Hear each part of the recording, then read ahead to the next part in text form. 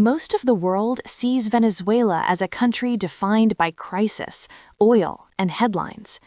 But before those images, before the politics, before the collapse, there was something deeper. A story of empires, resistance, resource wealth, power struggles, and cultures erased by conquest and ambition. This is not the Venezuelan history you learned in school. This is the history no one wanted you to know.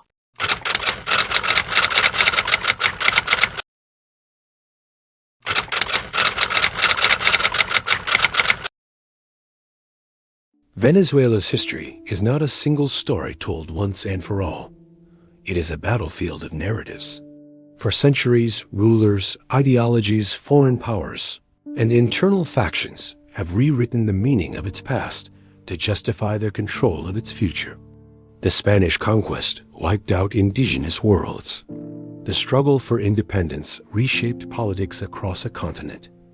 Caudillos and dictators marched armies and silenced dissent.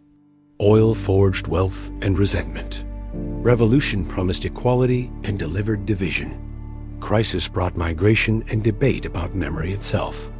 In this documentary, we will peel back the layers of official versions, revealing the conflicts between what was written, what was remembered, and what was hidden. Today, we uncover the truth beneath the headlines. Today, we explore the history, origins, and darkest secrets of a land that has shaped and been shaped by forces far bigger than itself. In this narrative, you will discover the forgotten origins of Venezuela's earliest societies and how colonial conquest erased entire identities. The brutal birth of Venezuela's independence movement and the contrasting legacies of its liberators. The rise of authoritarian power structures in the early republic that shaped political culture for generations. How oil transformed and divided the nation, fueling both wealth and inequality. The propaganda, myth-making, and political reinvention that define the Venezuelan story today. This is history without myth-making. This is a story of a nation's soul.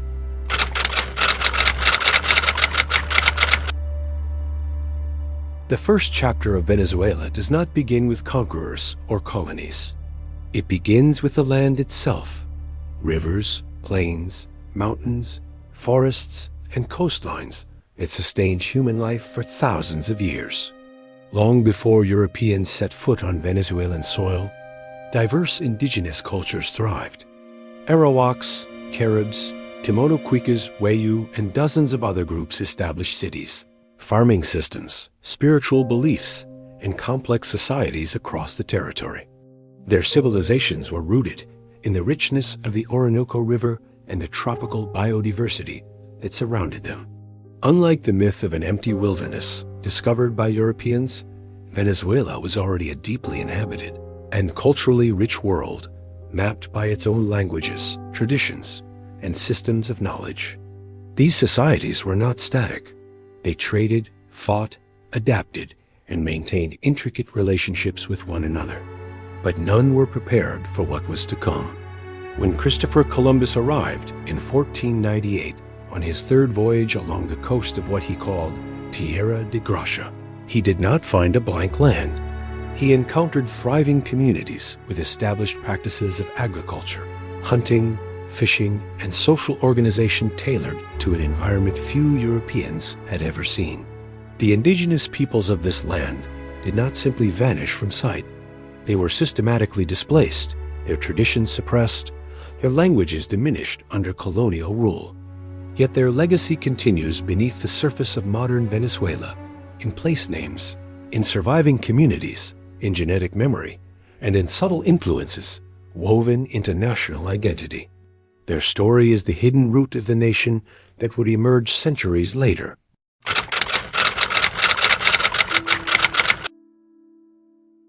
When Spanish explorers encountered Venezuela, they saw opportunity.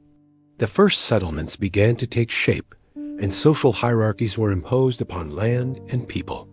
Indigenous communities were forced into labor systems designed to fuel the Spanish economic machine. Resources like cocoa and later cattle became commodities that enriched the empire at great human cost.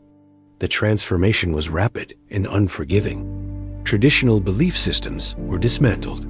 European diseases ravaged populations who had no immunity.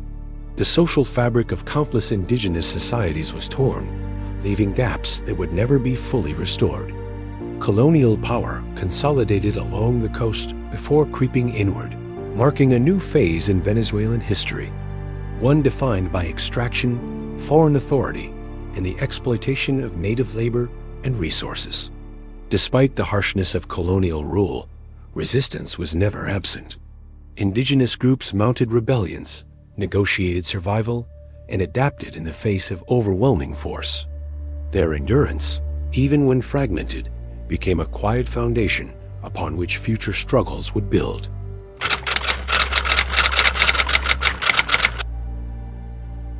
By the late 18th century, philosophical currents from Europe and unrest across the Spanish Empire ignited new forces in Venezuela.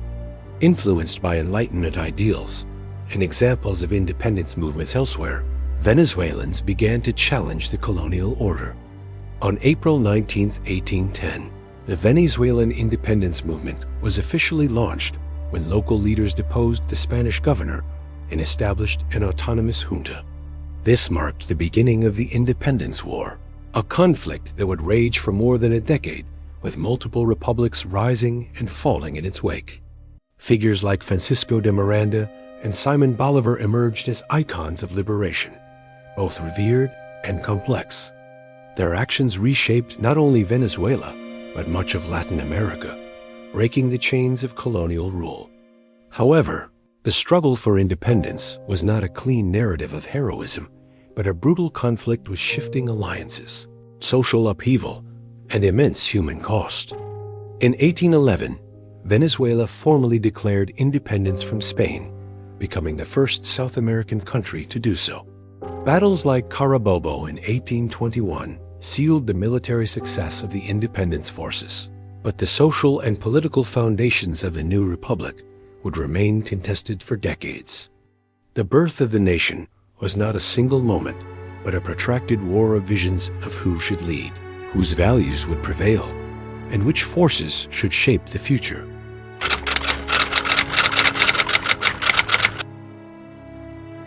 Independence did not bring stability to Venezuela. It brought fragmentation.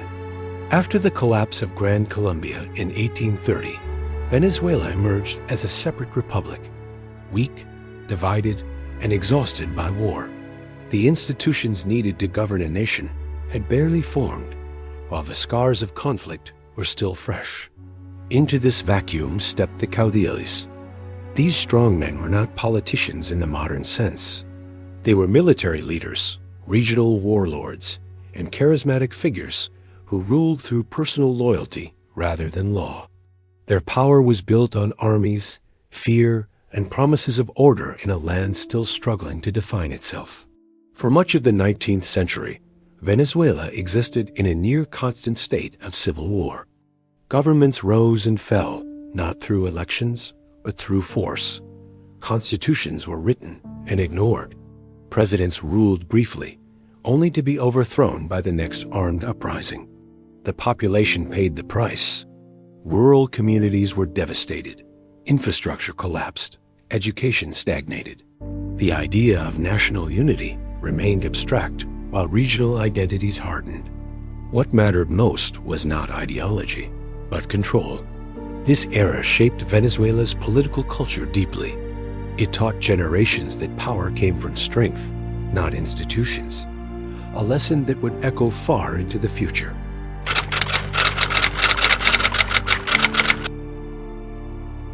By the late 19th century, Venezuela's endless instability created a growing desire for order at any cost. This paved the way for leaders who promised peace through absolute authority. One of the most significant figures of this period was Cipriano Castro, followed by Juan Vicente Gómez, a man who would rule Venezuela, directly or indirectly, for nearly 3 decades. Under Gómez, the country experienced a paradox. On one hand, Venezuela achieved unprecedented stability. Roads were built. Armed rebellions were crushed. The central government extended its reach across the entire territory. On the other hand, political freedom disappeared. Opposition was silenced. Prisons filled with dissidents. Power concentrated in the hands of a small elite loyal to the regime. The state became synonymous with the ruler. But something even more transformative was happening beneath the surface. Oil had been discovered.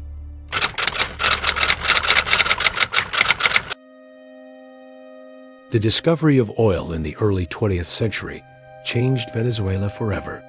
What had once been a largely agricultural and rural nation was suddenly thrust into the center of global geopolitics. Foreign companies arrived quickly, bringing capital, technology, and influence, but also extracting enormous wealth. Oil money reshaped the economy almost overnight. Cities expanded, migration increased. Traditional ways of life were disrupted. The state became dependent on oil revenue, while other industries were neglected.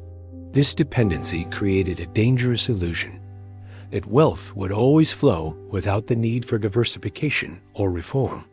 Oil also transformed power itself. Whoever controlled the state controlled the oil, and whoever controlled the oil controlled the future. Foreign governments watched closely. Venezuela became strategically important, not for its people, but for what lay beneath its soil. The country was no longer just a nation. It was a resource.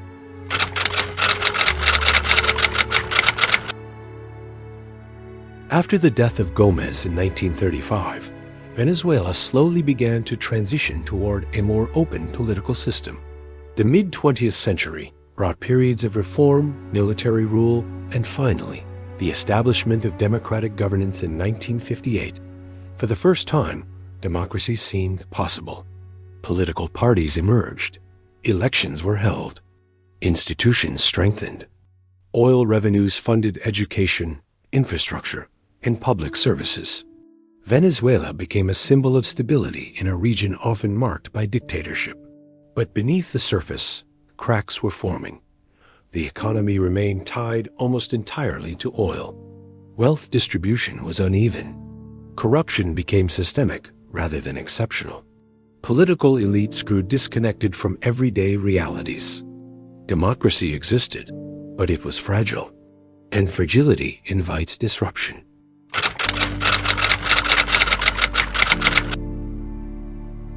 By the late 20th century, Venezuela entered a period of deep frustration.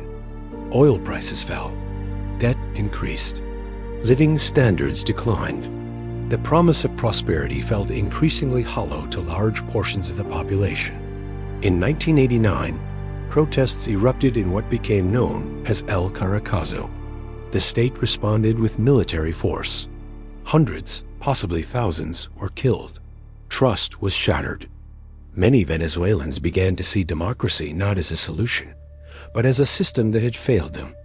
This environment created space for new narratives, ones that rejected traditional politics and promised radical change. The country was searching for a savior.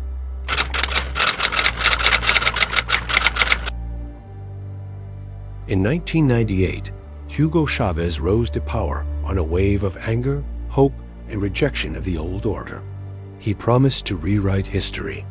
Calling his movement a revolution, Chavez positioned himself as the voice of the forgotten, invoking Simon Bolivar and framing his leadership as the continuation of an unfinished independence struggle. Oil revenues surged once again, funding massive social programs and consolidating political support. But power centralized rapidly. Institutions weakened. Opposition was marginalized. Loyalty replaced accountability. The state became inseparable from the leader. History itself was rewritten. Heroes redefined, enemies named, narratives simplified. The revolution reshaped Venezuela's identity, but it also deepened divisions that would prove difficult to heal.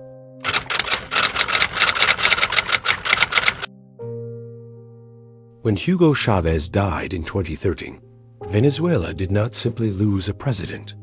It lost the central pillar holding together an already fragile system. For over a decade, political authority, economic planning, and national identity had been concentrated around a single figure. Institutions were weakened deliberately, replaced by personal loyalty and centralized command. When Chavez disappeared, what remained was not a functioning structure, but an echo. Nicolas Maduro inherited power, but not legitimacy. Without Chavez's charisma or political instinct, the system began to collapse under its own weight. Oil prices dropped sharply, exposing how dependent Venezuela had become on a single resource. Production declined due to mismanagement, corruption, and lack of investment. Revenue evaporated. The government responded not with reform, but with control. Currency restrictions tightened. Price controls expanded. Dissent was criminalized. The state attempted to preserve authority by force rather than confidence. Inflation exploded. Money lost meaning. Savings vanished. Salaries became symbolic. Daily life turned into a survival exercise. What was once framed as a revolutionary project revealed itself as a system unable to function without absolute dominance.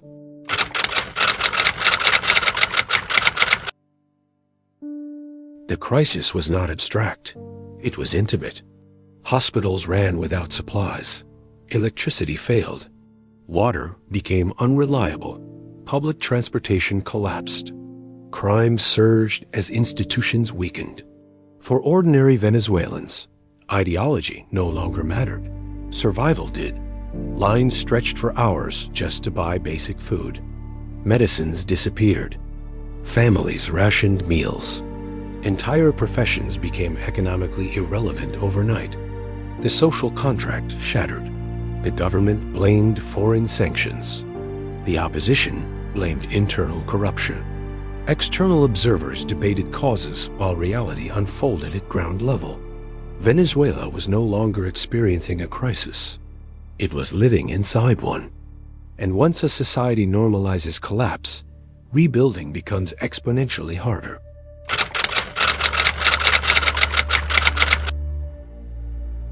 When people lose faith in change, they leave. By the late 2010s, millions of Venezuelans had migrated, creating one of the largest displacement crises in modern history. This migration was not driven by war, but by exhaustion. Families were separated. Professionals fled. Entire neighborhoods emptied. This exodus became a silent referendum on the system itself. Those who left carried more than luggage. They carried memory, frustration, and identity, reshaping the image of Venezuela abroad while altering the country from within. The nation began exporting its people instead of its oil. And with every departure, the future grew thinner.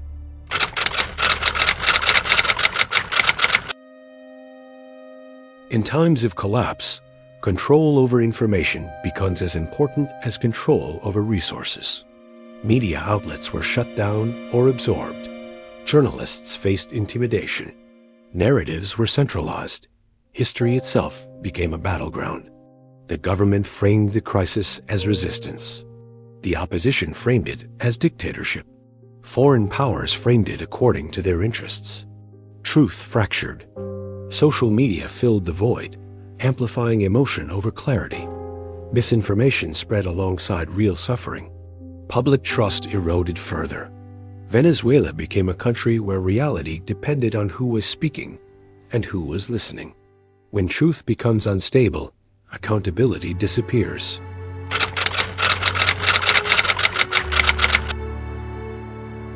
Venezuela's crisis did not unfold in isolation. Foreign governments imposed sanctions aimed at pressuring leadership. Allies offered support, conditioned on loyalty. Global powers viewed Venezuela less as a humanitarian tragedy and more as a strategic asset. Oil, once again, shaped decisions. Every intervention was justified as necessary. Every consequence was blamed on someone else. For the population, the result was the same: deeper isolation and fewer options. Venezuela had become a chessboard, and its people were not the players.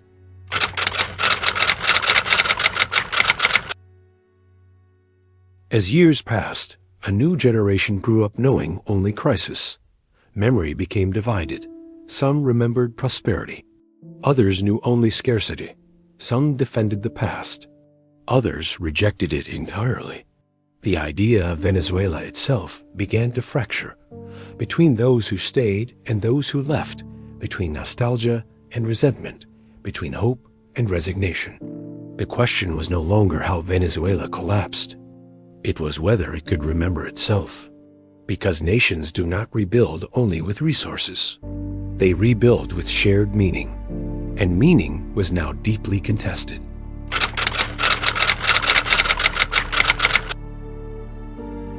When a country collapses slowly, the damage is not only economic or political, it becomes psychological. In Venezuela, uncertainty became permanent. Planning for the future lost meaning when tomorrow was unpredictable. Long-term goals were replaced by short-term survival. Hope became cautious, conditional, and fragile. This kind of pressure reshapes behavior. Trust erodes, not only in institutions, but between people. Informal networks replace formal systems. Rules become flexible. Ethics become situational. What matters most is adaptability. Generations raised in this environment learn a different logic of life. One where resilience matters more than stability, and improvisation replaces structure. This invisible transformation may be one of the crisis's most lasting effects.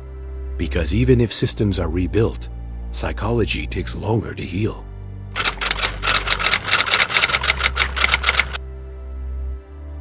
Venezuela's modern crisis often feels unprecedented, but when viewed through history, patterns emerge. A nation rich in resources, power concentrated around strong figures, institutions weakened in the name of order or revolution, wealth tied to a single commodity, external forces influencing internal outcomes. These elements are not new. They appear throughout Venezuela's past, from colonial extraction to caudillo rule, from oil booms to centralized authority. What changes are the symbols. What remains are the structures. Venezuela did not suddenly collapse. It followed a path shaped long ago. Understanding this does not excuse failure. It explains vulnerability.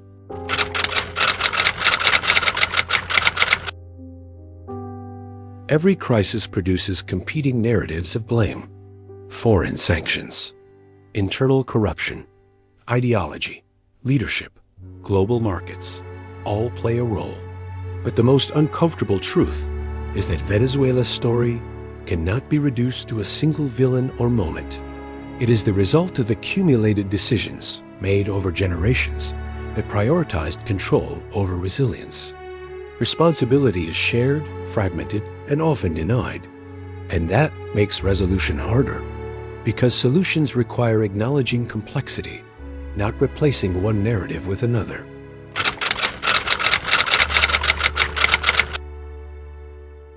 Behind statistics and headlines are quieter realities. Communities that adapted, families that rebuilt informally, cultural identity that persisted despite fragmentation. Venezuela is not only a story of collapse, it is also a story of endurance. Music, language, memory, and social bonds survived where systems failed. In many ways, culture became the last institution standing. This resilience does not erase suffering, but it explains survival.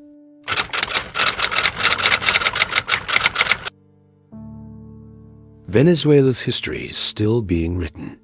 Its future remains unresolved, shaped by forces internal and external, visible and hidden. The same questions that defined its past remain open. Who controls power? Who benefits from resources? Whose version of history prevails? There is no final chapter yet. Only consequences, choices, and possibilities waiting to be claimed.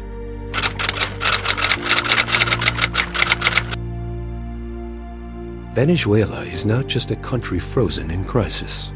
It is a story still in motion. A story shaped by history, power, resources, and decisions repeated across generations. What we see today did not appear overnight, and it will not disappear with a single change. Venezuela is not a warning meant to be feared. It is a mirror meant to be understood. Because the same forces that shaped its past exist everywhere. Wherever power replaces institutions, wherever history is rewritten, and wherever memory becomes political. The real question is no longer what Venezuela was. It is what it chooses to become. And that answer has not been written yet. If you've lived this story, witnessed it, or studied it from the outside, your perspective matters. Share your thoughts in the comments. And if you want more documentary storytelling that goes beyond headlines, consider subscribing.